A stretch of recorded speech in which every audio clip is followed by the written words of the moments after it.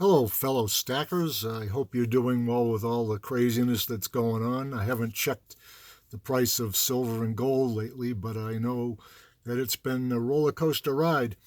So, my friends here, Prospector Gus and his faithful mule, Dutch, they just got back from an interesting trip down to Mexico, and they brought something back. Let's check it out, see what it is. A long journey for them. Let's see what we got here. As you might have guessed, when you go to Mexico,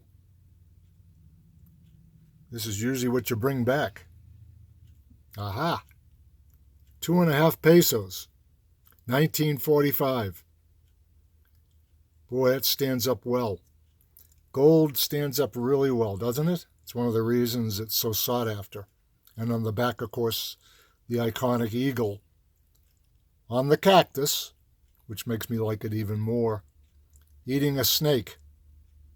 That is really cool. That's one of those desert cactus because it doesn't look like, a saguaro cactus. It's kind of flat and spread out. But it's small, but it is gold, and I'm adding it to my stack, and I'm really happy about having this. I'm going to add more pesos. I really like these a lot. So, a little background, very interesting history, and I'm sure other people have already talked about it, but I've never seen a video on YouTube from one of you guys that talks about the background of this gentleman. His name is Miguel Hidalgo y Castilla. Probably butchered that. I don't know Spanish. I took French and Latin in school. What do I know? He was born in 1753. And became a Catholic priest. He was taught by the Jesuits, and the Jesuits are known for teaching people to cause trouble and not allow injustices. Fidel Castro was taught by the Jesuits, and he's quoted in his biography as saying, "Everything I am, I owe to the Jesuits." So I don't know about everything. I hope not. But anyway, in typical fashion, Father Hidalgo, as a parish priest, he noticed that the Spanish, who were in control of Mexico at the time, were very cruel to the poor people.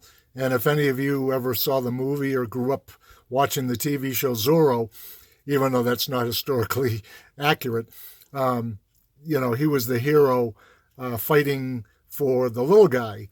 And so was Father Hidalgo in real life.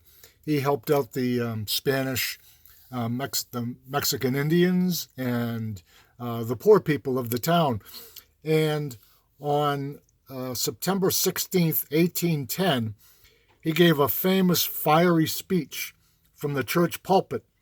And he called for a revolution. He called for people to fight back against the Spanish, which was, he really committed to that, because word got back to the Spanish, as you might imagine.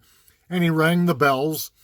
And, September 16th, the day of his speech, is celebrated as Mexico's Independence Day.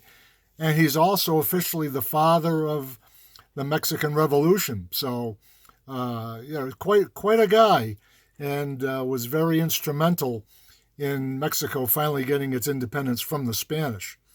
Even today, the president of Mexico recites Hidalgo's famous speech.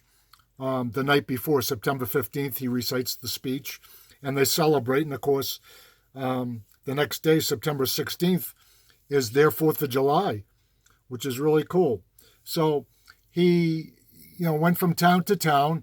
And, again, I make a movie reference, but Spartacus, he went from town to town around Rome and built up his army, and that's what Father Hidalgo did. And all the poor people and the Mexican Indians and so on and so forth, they all joined him and banded together. And at one time, he had 80,000 troops under his command, which is just phenomenal. And, he won some, pretty good-sized battles. But like often happens with revolutionary leaders, he was betrayed. He was actually captured near the site of the Alamo in San Antonio, Texas. Talk about coincidence. And he was executed on July 30th, 1811. They beheaded him and put his head on a pole in the town square to warn others. pretty harsh back then. But, of course, they made a martyr out of him. And, he became officially the father of the Mexican Revolution. And it took 10 years, but they continued the fight under his banner, so to speak, and they won independence in 1821. Now, here's the really cool thing when I did the research. I can't read everything about this guy because it'd be a 3-hour video. So I'm going to put a link down below in the description if you want to read more about his adventures and more about his background.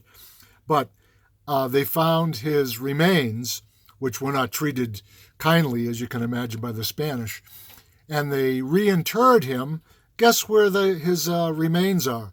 Yeah, some of you probably already know, some of you have guessed.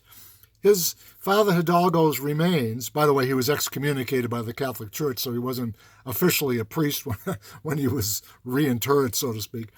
But his remains are at the base of the Angel of Independence Monument, which, of course, we all know is the symbol on the Libertad. So how's that for full circle? That's just incredible.